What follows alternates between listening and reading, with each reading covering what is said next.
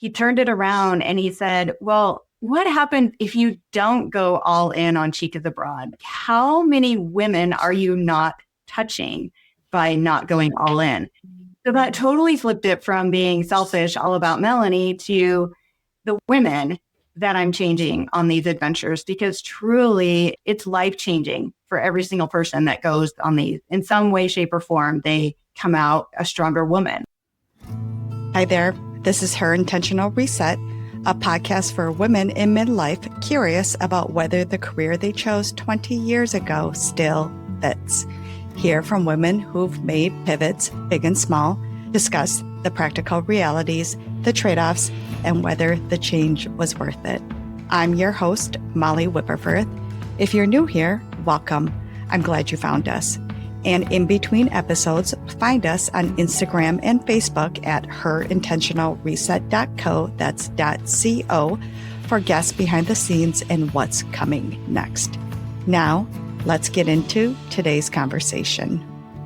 Meet Melanie Kiss. Melanie is the founder of Chicas Abroad, a women's group travel company focused on adventure, connection, and empowering women to explore the world with confidence. After spending years in healthcare, Melanie made the leap to entrepreneurship to build a life centered around travel, community, and purpose. Through Chicas Abroad, she now leads unforgettable experiences around the globe while helping women step outside their comfort zones and create meaningful connections through travel. She is also the author of 2 books, Adventure More, Worry Less, Her Practical Guide to International Travel, and When the Compass Shifts, Navigating Reinvention When the Life You Built No Longer Fits. Melanie is also the host of the Chicas Chat podcast. I'm so excited to have Melanie here. This is Her Intentional Reset. Hi, Melanie. I'm so excited to have you on. Hi, Molly. It's great to be here. I want to ask you, Chicas Abroad, how did that idea first come about? Tell us about that. Yes. The first nugget of it was in my mind in 2019. I went with a group of girls to Peru and did this hiking trip. And it was with a different women's adventure travel company. And it was just amazing. It was a really hard trip physically and mentally, emotionally, the high altitude, everything we encountered. And it was just so gratifying to be with a group of women that were supporting one another. And we just had a fabulous time. So that kind of got me hooked on girls' trips. And not the girls' trip where you're laying on the beach drinking a cocktail. It's like adventure girls' trip. So I continued to travel with this company a bit, and it just was feeling a bit off. The vibe with this company was more geared towards the younger crowd, the 20s and 30-year-olds. And I'm in my 40s and I hang out with a lot of people that are in their 50s and 60s. And so I was just wanting to do something a little bit different. And so COVID struck and I started exploring the national parks with my girlfriends and family members because nothing else was open. So we were at Glacier National Park. There was 5 of us and we were just sitting around the table. We had just done a really hard hike and we bought a huckleberry pie and some ice cream and we're sitting around the table. And one of us said, you know what? We could lead trips like this. We could do these adventure travel trips. And it was just in the moment talking about it. And I went home and applied for a business license. I was like, okay, yeah, let's do this. And It was in the midst of COVID, I decided to start this travel company. Yes, when no one was traveling, but from that idea sparked what you have today. Yes. Why is it set up specifically for women?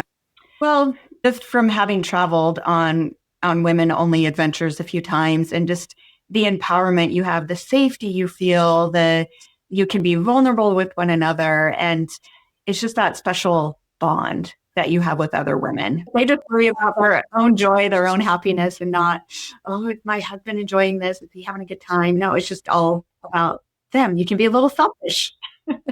Yes, I love that. Mm-hmm. Okay, so I realize that you were also working full time prior to Chicas Abroad. Tell us what you were doing and what life looked like previously. Yeah, so I have an almost 30-year career history in healthcare. And I was in the health information management field, which is the back office part of healthcare, dealing with all the financial confidentiality, patient rights. And I really enjoyed the work that I did. I grew this career and was at the top of my career. But when COVID struck, it really changed my job because I was on the international team with my healthcare organization. And so that meant I got to travel all over the world and do really cool things.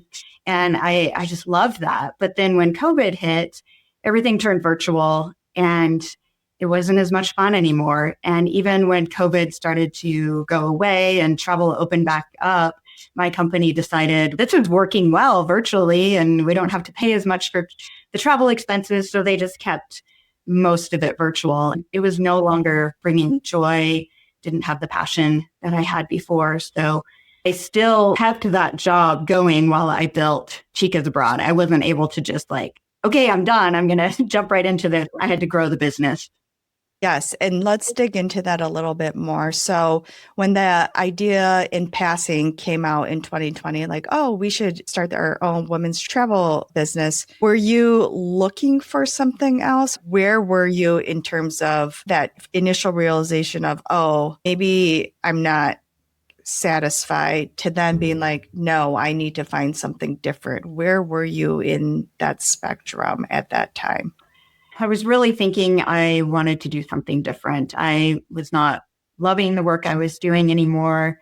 And my initial thought was that I was going to open my own business doing consulting work in healthcare because I didn't think that Chicas Abroad was going to be my full-time gig. It was just a side thing and it's just a way for me to travel and have fun. And so my thought process was, all right, I'm just going to go into consulting so I can manage my time better and not be tied to this organization. And that was my plan. But then I got recruited away from the organization I was at with this big paycheck. And they said, come work for us. And so I did do that. And I went to a vendor and it was actually a really good transition for me. It was one of those things where I'm like, I don't know if I'm making the right move, but it was. When hindsight looking back, I needed that cushion there because I was able to save up a lot of money. With that job, I was able to set my own hours and it was a lot of project work. So it was almost like consulting. And then on the side, I was able to build my business too. So it was a good transition for me, but I worked a lot. Okay. So after that glacier trip, you immediately got your business license. So walk us through how you were building Chicas Abroad back then.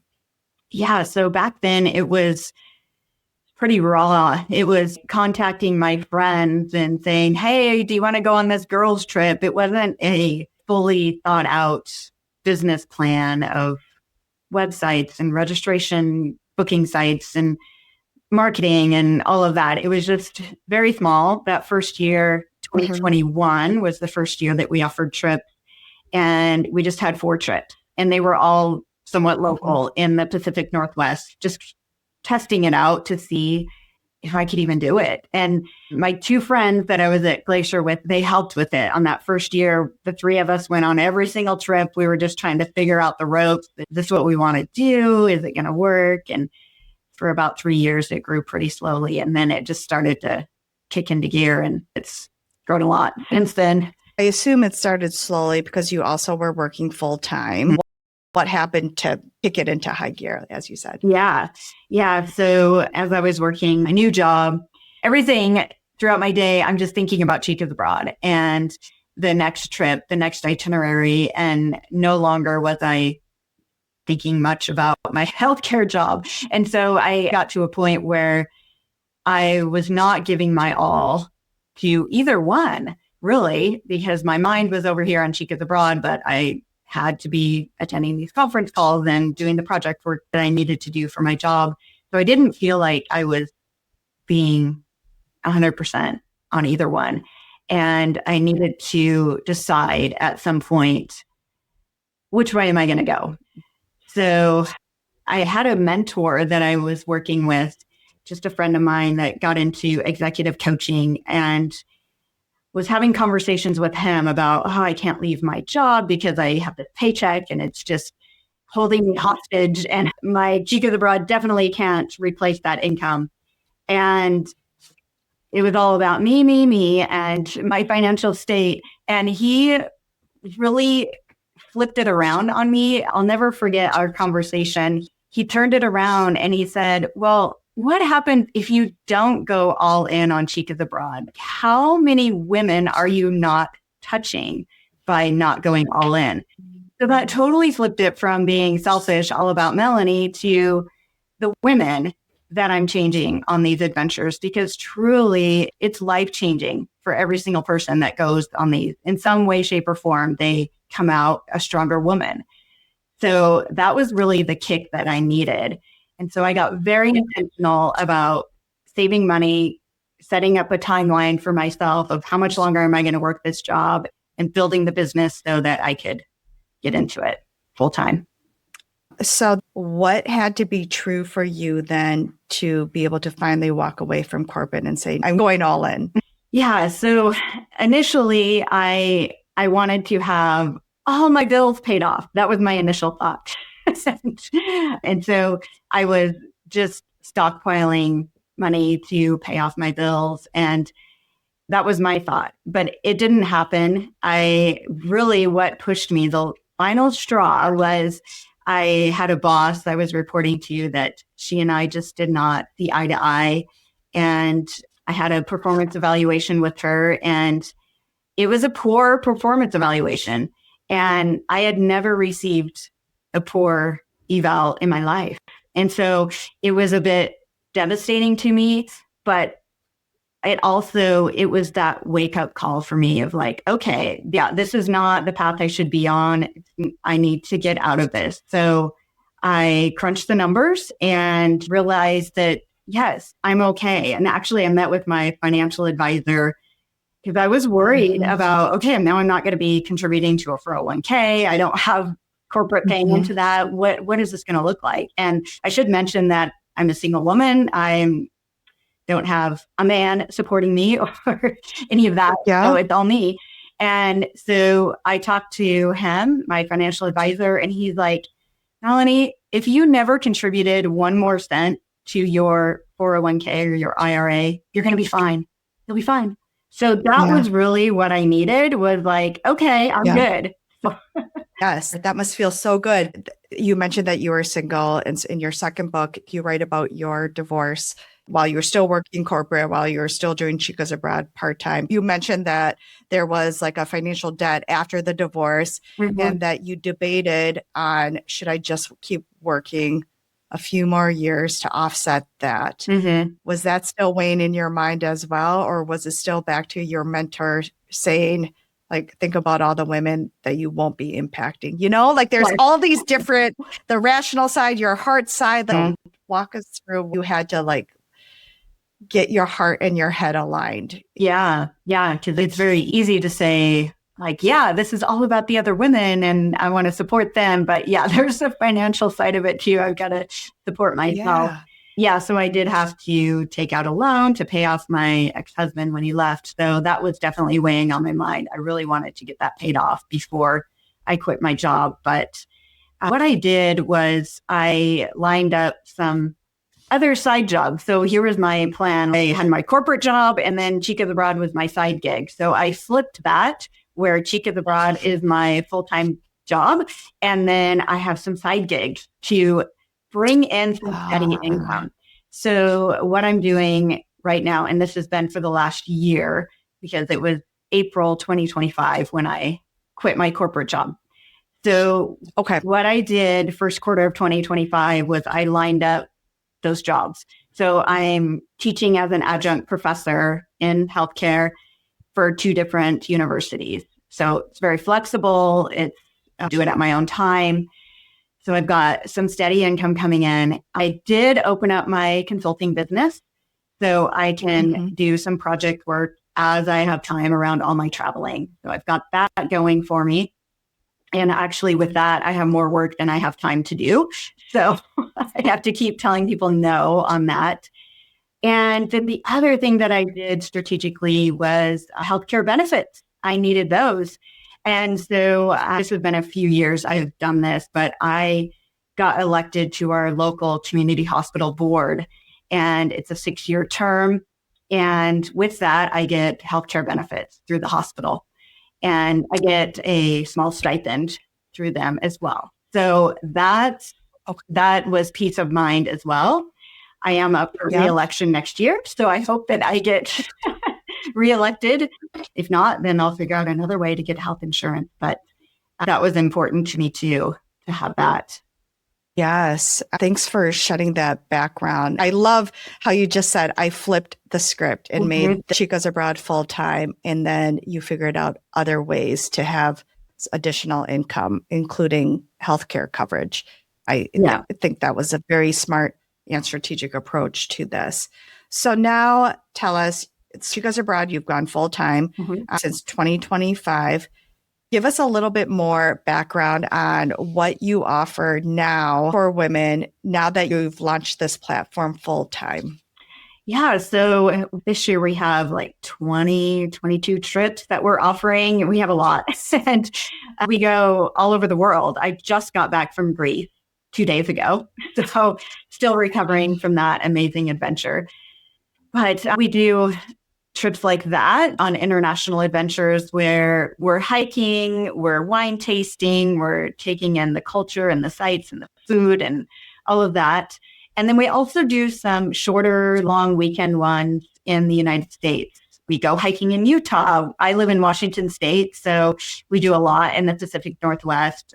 There's some beautiful hiking around here. And what we get is a lot of women, they'll travel with us on one of our more local adventures that are 4 or 5 days, and they kind of test us out, and it's a good fit for them, and then they get hooked, and then they start traveling all over the world with us. So we have a nice mixture of trips that are kind of casual. We have some wine tasting ones, maybe a little hiking, but nothing too wild as far as the adventure. And then we have ones that are very adventurous, like our Peru trip that we did last year, and we're going to repeat. We hiked in the Andes for 3 days, and we were up to 18,000 feet elevation, and we're doing 15 miles a day. And so it's hard. So there's some that you have to be very physically fit for.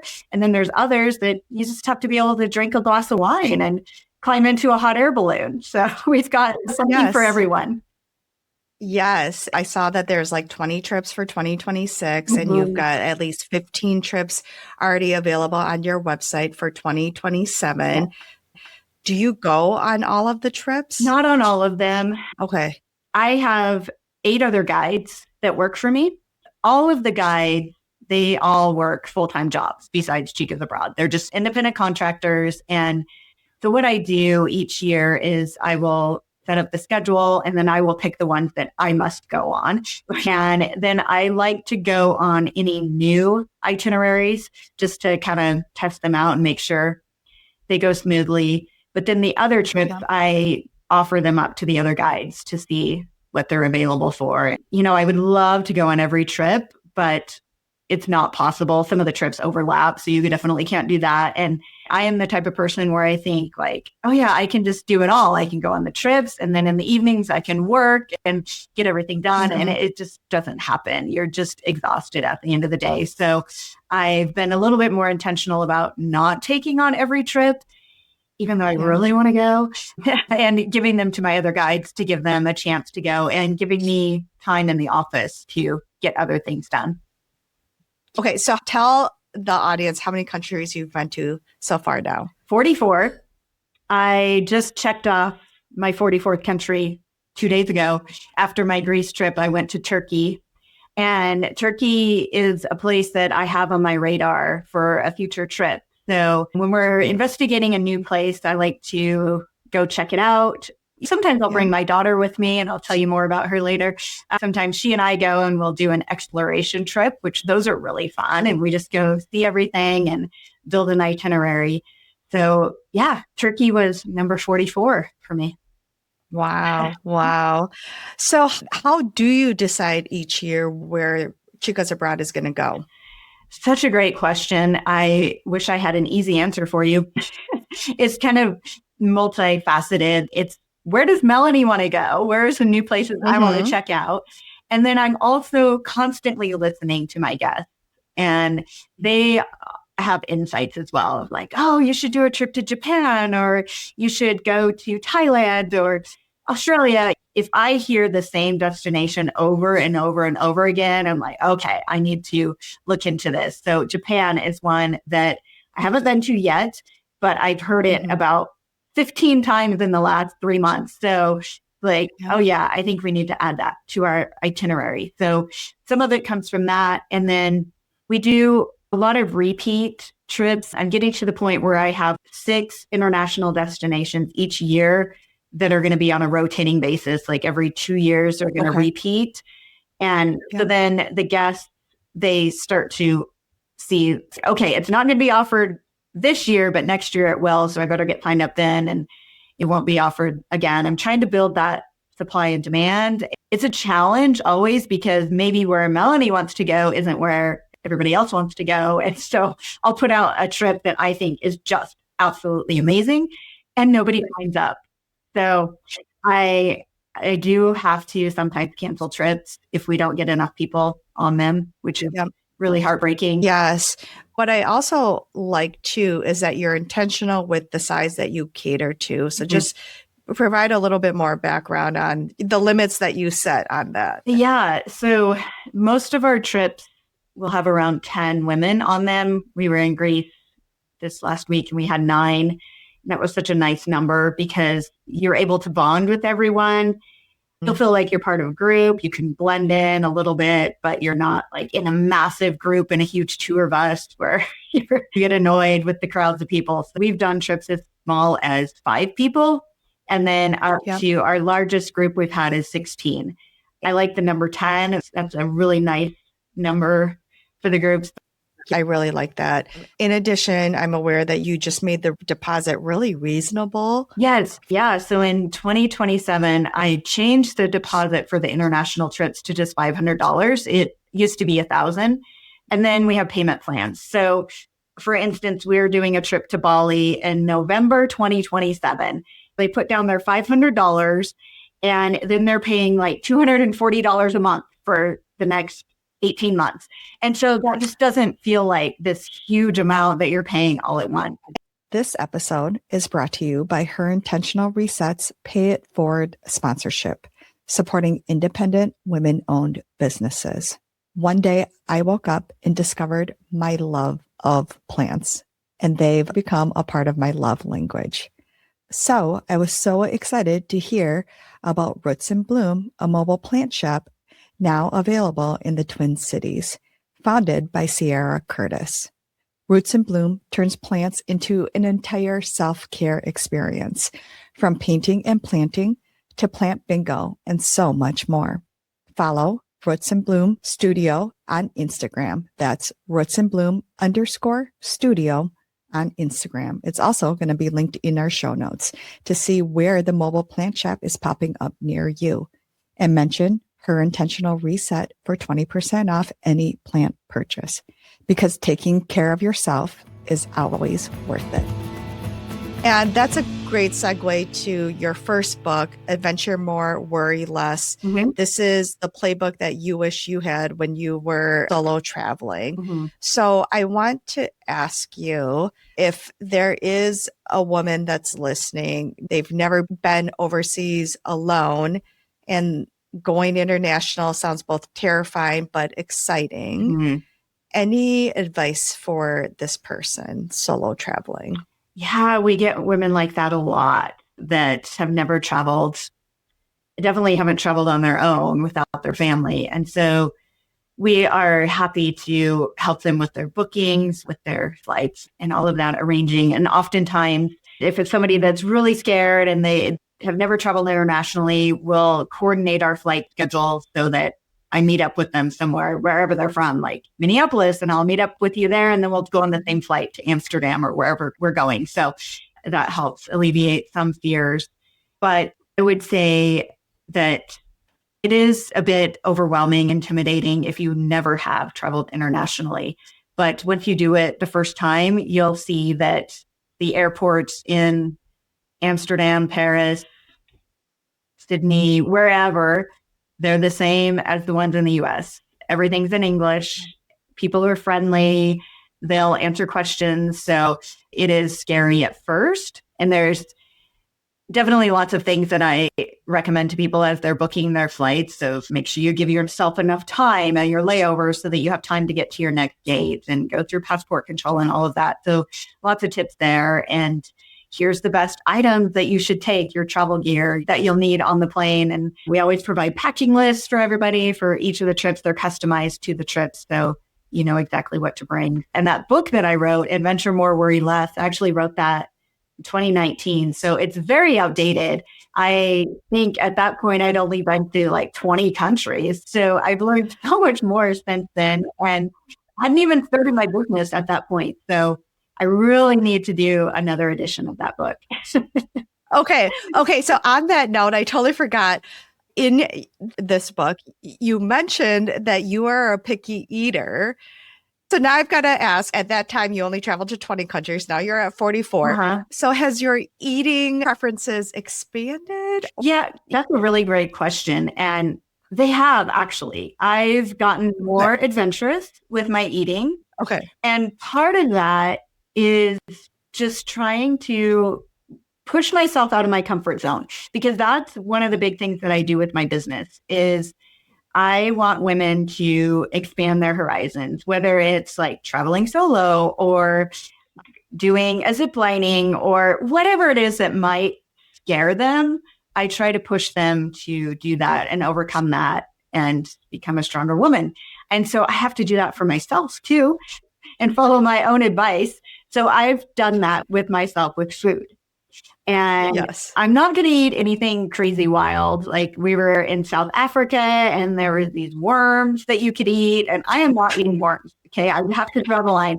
But I will try something that I normally don't like. And in fact, almost always when I do that, I'm like, wow, actually, I kind of like this. So we were just in Greece. I don't eat seafood. And it's not that I have an allergy. It's just not something I like. And I took the ladies to the beautiful seafood restaurant for lunch. And that's all they have on the menu is seafood. And the ladies knew that I don't eat seafood. And they're like, Melanie, what are you going to eat? I'm like, I am going to try every single thing that we ordered because we did like a family style thing. And I tried some new fish that I had never tried. And I'm like, oh, I actually like this. So yeah, so I am expanding my palate. I love that your expectations with your guests or that positive, like pushing them outside your comfort zone, that you're taking your own advice too. Okay, I am going off script here. So what is it about travel that you love? Oh, so much. But I think it's probably just experiencing new cultures and seeing how other people live and then comparing that to how we live.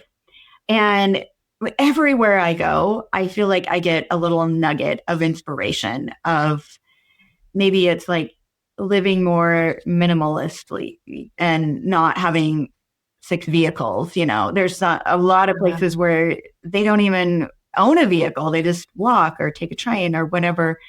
And we do a lot of home visits on our tours. And so when you see how other people live and they don't have all the things that we as Americans accumulate and they're happy and they don't need everything. So those are the types of things that I pick up of like, okay, what can I glean from this experience? And I think it just makes me a more well-rounded person, more accepting, less judgmental of other people. I appreciate that insight. And that's something that we all need, that exposure in one way or another, whether it's traveling or through other avenues. So thank you for sharing that. Wow.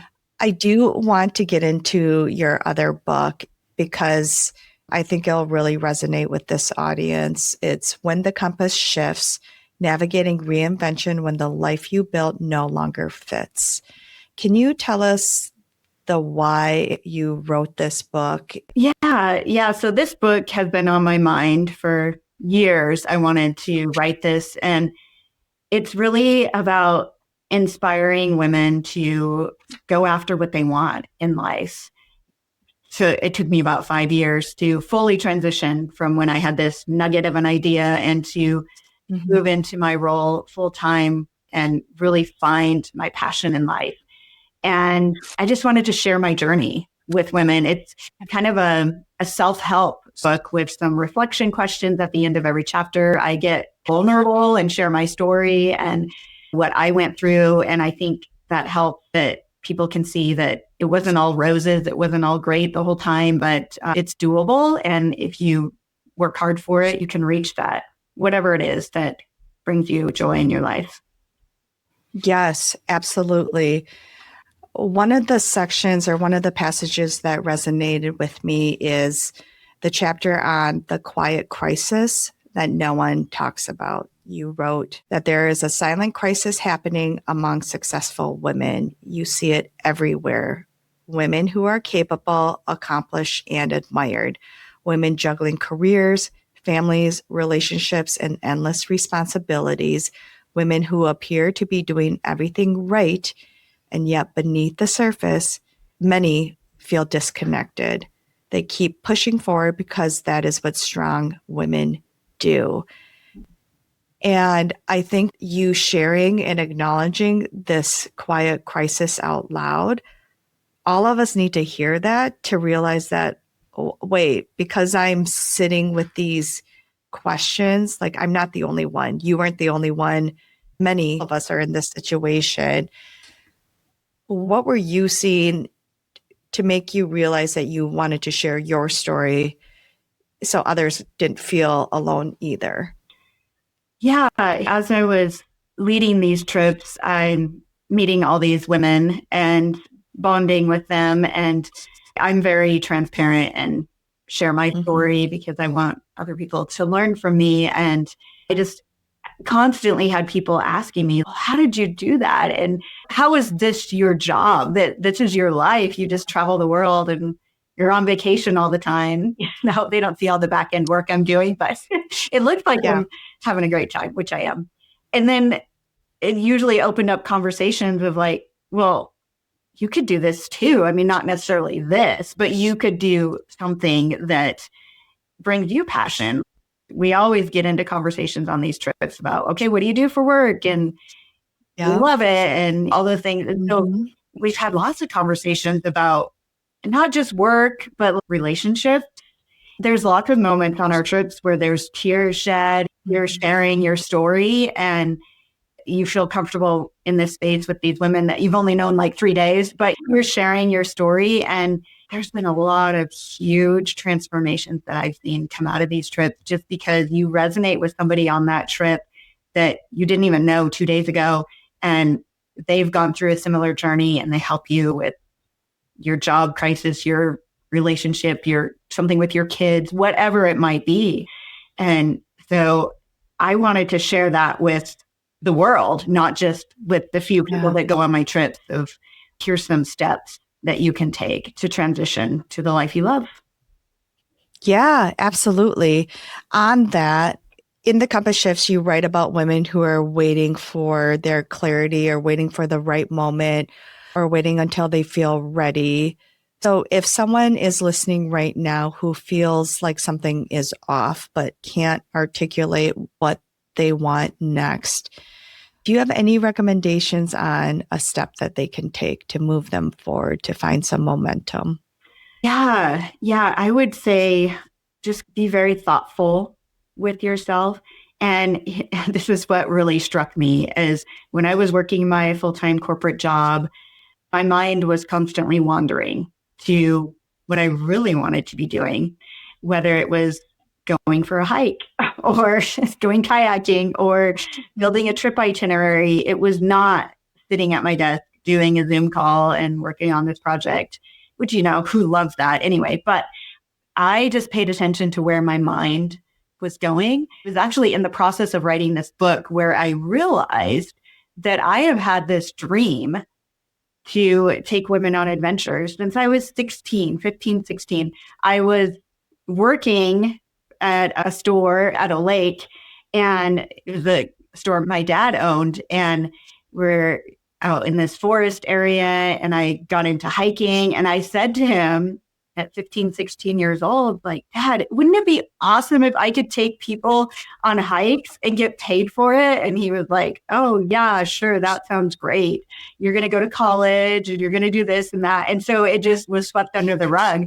But when I was writing this book and doing a lot of thinking, I was like, oh, I had that dream 30 years ago and never did anything with it. But now that's what I'm doing. I'm taking people on hikes all over the world and they're paying me for it.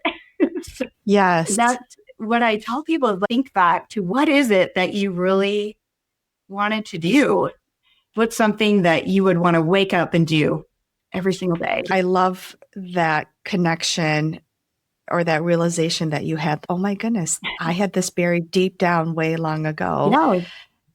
You bring us to a really important topic of what brings you joy, what are your passions? And that's another section in your book that I think you talk about really eloquently. What resonated with me is you say that I believed passion was supposed to arrive like a lightning bolt. I imagined there would be a single moment when everything became clear, where I would suddenly know exactly what I was meant to do with my life. The kind of moment people describe as finding their passion. I waited for the moment. I searched for it, but that idea is misleading. Most people don't stumble across passion like buried treasure. More often, passion reveals itself through gradual things that quietly pull our attention and energy over time. What I didn't understand then was this: passion doesn't always announce itself loudly. Sometimes it grows quietly, patiently, while we're busy doing everything else we think we're supposed to do. I needed to hear that. And the timing of us crossing paths, I feel like the universe brings you the right signs and the right people when we need it. Yeah. I have been talking about, can you make passion your career? And I have been on the search to figure out what my passion is. And I had thought that it was exactly how you were stating it, that it needed to be this lightning bolt aha moment. And I've been sitting here being like, I don't have that. Am I the only person in this world that does not have any passion? And how boring is that and sad? But I love that you're like, no, it's not going to be like that. Yeah, it's typically not going to be a lightning bolt moment. And truly, this passion, it grew over 30 years. And I buried it deep. I loved hiking when I was 16, but then went to college, started a career, started a family. And so for 30 years, I just did what society thought I should do. And it was actually COVID. And I keep hearing this over and over from women that I talk to, like COVID changed their life. So COVID caused me to get a divorce, which gave me the power I needed to be my own woman and do what I wanted in life. And it also forced me to get some hobbies and do some things. And I wasn't traveling the world and working. And so it brought back that hiking. And I was like, oh, I forgot that I loved this. And I love to travel. How can I put this together and do it? So it took a long time to put it all together. It was not a lightning bolt. But now I feel like, yes, that I am living my passion. I'm making a career out of it, but it could take a while to figure out what it is. Yeah. And you talk a lot about in the book how, similar to what you were saying, is take that time to reflect, but pause and notice. That was a constant theme throughout the book. Just take that moment to pause. And how often are we even doing that? Right. To your point with careers, being busy, kids, all of that. Walk us through your realization about what energized you versus what drained you to help bring you to where you're at. Yeah. So what energizes me is just being outside in nature and whatever it is I'm doing, something active. And to be stuck behind a desk all day doing project work was not energizing me at all. That was very draining to me. So I would do a competition with myself every day of like, okay, I'm going to get up early. I'm going to get my work done. And then my reward is to get outside and enjoy nature in some way. And over time, the draining part of my day was just less and less and less that I wanted to do. And I didn't care about the paycheck so much. I wanted the joy. And 2025, I made half the salary that I made in 2024. And I was happier. I had everything I needed. I was not missing out on anything. So I truly believe that you're going to spend what you make, and you can live off of much less than what you have. You know, you need to pay your bills and do all of that. But I just cut out all the excess stuff that I didn't need in my life. And I'm actually much happier now. If people think that it's too late to make a change, what would you say? No, it's not too late. Not at all. I have a good friend of mine that she's 65 and just decided to make a career move. She had been with the same company almost 20 years and was near retirement. She has about 3-4 years that she still wants to work. And she was just like, no, I don't want to do this anymore. So she made a complete career flip and is loving it. She's loving her life. So no, it's not too late. Let's talk a little bit about some practical considerations. And I really love that you've already been telling us financially what needed to be true for you, what the reality was when you did leave your corporate role. What did you have to learn being a new business entrepreneur? Yeah, so it was interesting, even though the careers are totally not the same at all, being healthcare and then moving into travel. There was a lot of overlap with the skills that I had as a leader in healthcare. I knew how to do budgeting, strategic planning, work with different types of people. So all of those skills transferred over to Chicas Abroad. The other thing that came with my 30 years of healthcare career was this huge network of women. And they knew me, they trusted me, and they were following my journey, whether it was on Facebook or LinkedIn or wherever. And they came with me. And so when my business first launched, it was like 90% of my customers were my healthcare friends that I've met over the years. And even still, it's probably about 30 to 40% of the people that come on our trips are from the healthcare industry because they know me, they trust me from that field, and they just followed me over here. So that was huge. The things that I didn't know were, how do I build an itinerary? How do I price this? How do I make a profit on this? And when I first started, it wasn't a huge deal for me. I didn't need to make a huge profit, but now it's different because of my livelihood. So I've tried to really figure that out. And so I hired a coach last year that just deals with the travel industry. And so she's helped me tremendously with the pricing, the marketing, and strategic planning for my business and how to grow it and how to deal with independent contractors and all of those things that I hadn't done before. I definitely recommend to people, if you're going into a whole new field, that you get expert advice. If it's from a friend, from a book, from a podcast, from a coach, whatever it is, as you're building to work with people that can help you along the way, because you'll learn so much more than just the trial and error that was doing the first 4 years of the business. On that note, I'm networking. I'm trying to figure out other podcast networking groups, and everyone is offering a service. So it's kind of to the point where I'm a little overwhelmed with everyone is trying to sell you something. So how did you finally find your coach that you're like, okay, this is the right one for me? Any advice on that?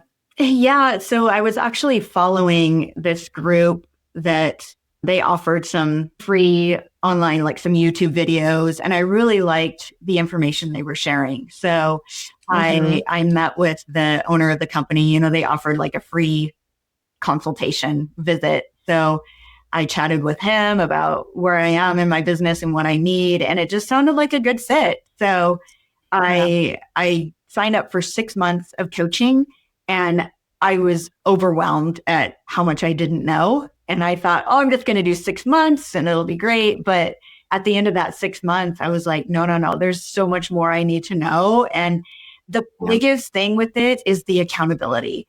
And I meet with my coach every 2 weeks and I have goals. Every time we have a meeting, it's like, okay, what are you going to do by the next meeting? And so it's just being accountable to her and knowing that somebody's watching me. And then she has all the answers too, because she's been in the industry for like 30 years. That's good to hear. Will you share a little bit more of your daughter that you've been able to bring on board? Provide some background on that. And then how do you figure out the rates for the independent contractors?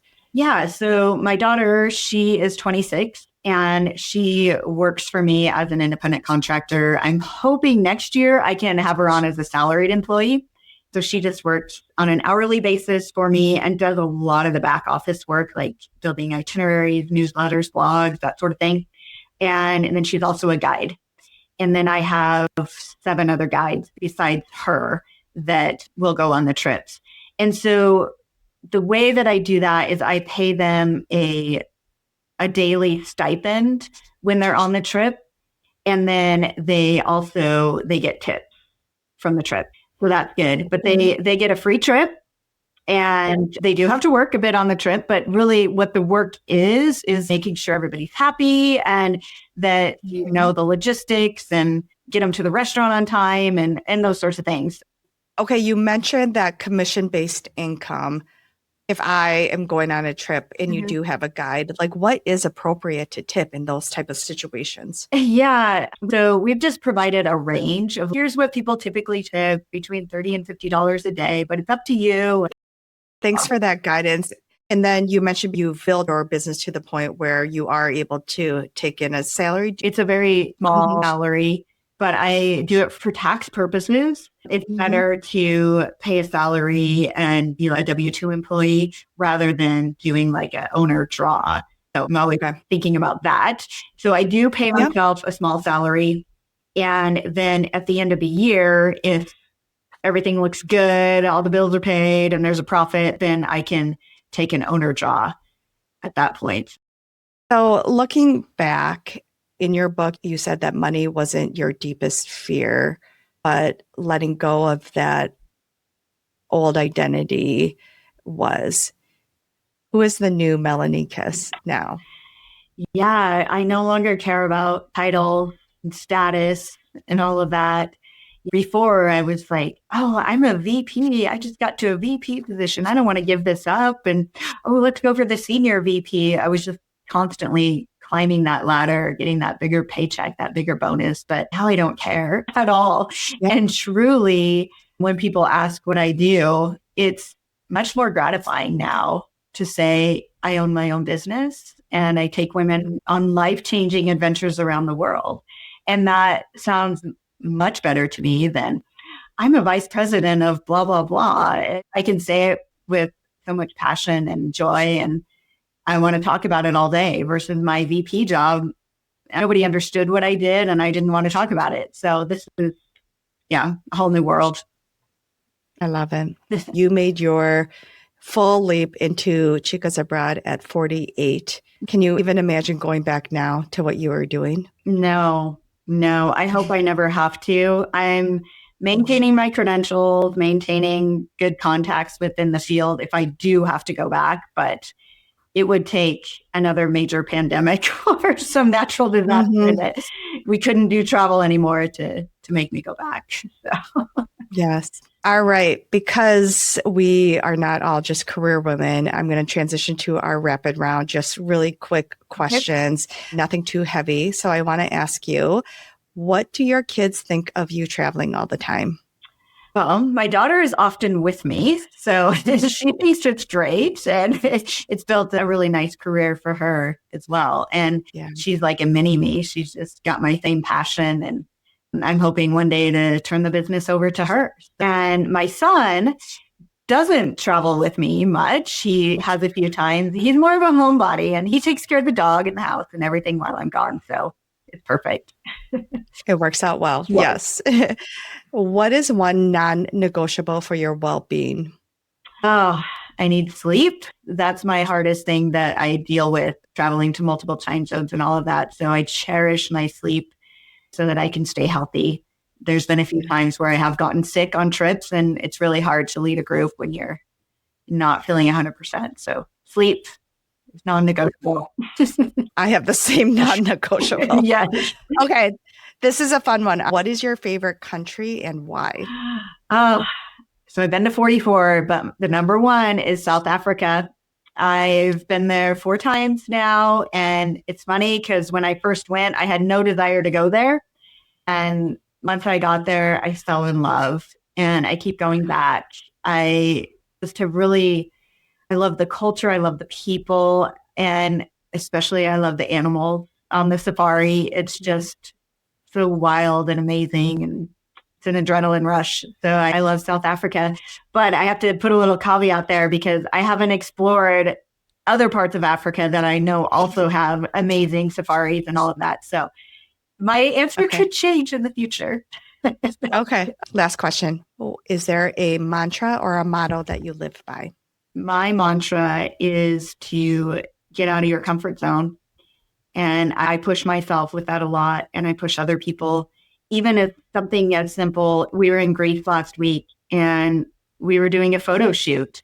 And some of the ladies were like, ew, I don't want to do a photo shoot. I don't like pictures of me. And I pushed them, just do it. You don't have to show anybody the pictures. It's just a fun time. And they did, and they loved it. And it was just, we had a great time with it. So get out of your comfort zone, try things, try new things. And for me, try new foods. I can't think of a better way to end this discussion than on that mantra, try new things. Mm-hmm. I love it. Yeah. Well said. Yes. Melanie, thank you so much for sharing your story. It's inspiring to hear that at any age, we can all change paths. And what I love especially is that you did it slowly.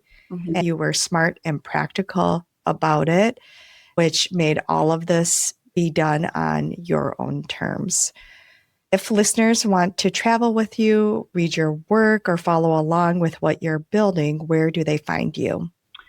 You can find me at chicasabroad.com. I'm also on Instagram. Just search Chicas Abroad. I'm on Facebook, Chicas Abroad. So you can find me everywhere. If you go on Amazon and search Melanie Kiss, you'll find my 2 books. So pretty easy to find me. I have a pretty unique name. So it's easy to find me on all the social media sites. We will also make sure that we link all your socials, your website, and then we'll also link your books as well on there. Great. So thank you so much, Melanie. It's been a pleasure to have you on the show. Thanks, Molly. It's been fun. Great. Thanks again. And to our listeners, if this episode resonated with you, subscribe on your preferred streaming platform so you never miss another conversation, and share this with one woman who needs to hear it. Every subscribe and every share helps the algorithm get the show in front of more women asking the same questions that we are. That's how we grow this community together. And remember to explore on your own terms, because nothing changes if nothing changes. And to our loyal listeners, here are my after show reflections. I really enjoyed this conversation with Melanie. What a cool career pivot, being able to travel the world and getting paid for it. I appreciated the transparency from Melanie on all things, including the financial considerations and health insurance. And I really loved the mind shift of making Chicas Abroad her full-time priority, with consulting as supplemental income. Melanie's book, When the Compass Shifts, has a lot of similar parallels to the book we're working through in her Intentional Reset Experience Creative Cluster, The Artist Way by Julia Cameron. In fact, a couple times throughout the recording, I would pause and ask Melanie, "Are you sure you haven't heard this book, The Artist Way?" Melanie even had a trip to Santa Fe, New Mexico planned, where Julia Cameron now resides and occasionally hosts creative cluster retreats. One part of Melanie's book that really resonated with me that's also relevant to The Artist's Way is on the topic of creativity. And I want to read you Melanie's words because she says it better than I could. From When the Compass Shifts, Melanie writes, "For years, I assumed creativity meant painting, writing music, or doing something artistic. I didn't realize creativity can also look like designing systems, building experiences, and bringing ideas to life in practical ways. The more I built itineraries and crafted travel experiences, the more I realized something important. I wasn't stepping outside of my strengths. I was finally using them in a way that energized me. I was creative, not in the traditional artistic sense, but in the way I designed experiences. Itinerary building turned out to be the perfect blend of structure and imagination. It required organization and creativity, precision, and vision. Looking back, it seems obvious. At the time, it felt accidental." I love that framing on what creativity is, because I think a lot of us have quietly decided that we're not creative. And the purpose of the Artist Way book is all about unlocking your inner creativity. This conversation with Melanie was that reminder I needed, that creativity can be represented in all different forms, shapes, and sizes. We are all creative in our own right. We all have our strengths, and we all have activities that energize and renew us.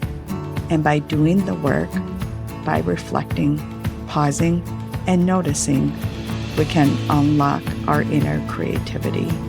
So this week, my invitation is small. Notice where your mind goes when it's free to wander.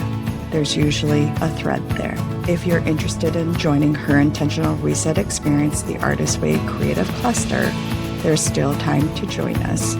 Follow on Instagram or Facebook at herintentionalreset.co, that's .co, for more information, or it'll also be linked in our show notes. That's it for now. I'll see you next week.